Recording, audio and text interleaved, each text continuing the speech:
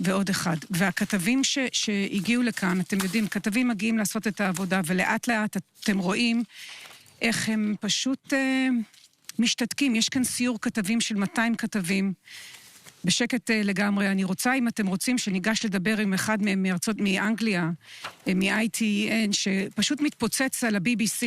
הוא אומר, איך הם לא מבינים את הדבר הזה כשהם נמצאים פה. וזה בית אחד.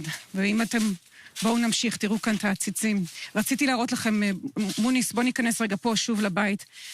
ישראל, רצית להראות לי תמונה על המקרר. אתם איתי בו. רגע, לא, אנחנו לא נראה תמונות. לא נראה תמונות, אני מצטערת. לא מרחוק. אנחנו צריכים באמת, אתם יודעים, אנחנו רוצים לשמור פה גם על הכבוד של האנשים, המחשבה שלי, אני חייבת לשתף אתכם אם יש עוד זמן וזה בסדר. בטח. אני הולכת פה עם העיתונאים, עכשיו תראו, אנחנו העיתונאים מגיעים למקומות ואנחנו מתהלכים בתוך הבתים, ופגשתי פה את הרבש"ץ שנלחם פה בעוז, הוא בעצמו פצוע, והוא נכנס איתי לאיזה בית, הוא לא יכול היה להכיל את זה, ואז הוא רואה, אנחנו מסתובבים, וכל העיתונאים מחפשים פה את הסיפור. איך הוא אמר לי, זה סקסי, אבל זה החיים שלנו, ואנחנו לא יכולים. בואו נמשיך.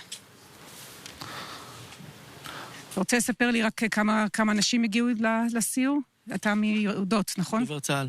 יש לנו קרוב ל-200 כתבים זרים, שהגיעו לתעד את הנעשה פה בקיבוצים. זה קיבוץ אחד מיני רבים שהיינו בו. עכשיו, זה לא הפעם הראשונה שלך פה, נכון? לא. טוב, תודה, אנחנו רק נראה לכם עוד מראה אחד. כי אנחנו, הנה, שוב, תסתכלו. תראו את הדלת הזאת, זה בית שיחסית הצליחו. אבל הכל נעצר ברגע, אתם חייבים להבין, הכל פה עוד נמצא, האוכל והדברים הכי בנאליים של החיים, וזהו. ככה זה נראה. עכשיו אנחנו תכף נצטרך לחם האחיד על השולחן, ופשוט החיים שנקטעו, ודיברנו פה עם המעטים שעוד מסתובבים כאן, והם אמרו לי שאנחנו עכשיו כאן בשכונה של המבוגרים, חלקם בעזה. אחד מכל 4 אנשים ביישוב הזה, ואנחנו לא נגיד את שמו, לא איתנו. הרבה מהם ממש קרוב כאן בגבול, מעבר לגבול, והרבה הם נפרדים מהם היום.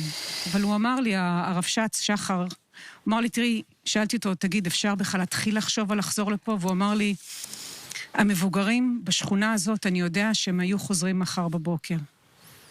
אבל המשפחות עם הילדים. וזהו, אנחנו נסיים כאן, כי... דנה, אני רוצה עוד, היינו רוצים לשמוע ממך עוד כל כך הרבה...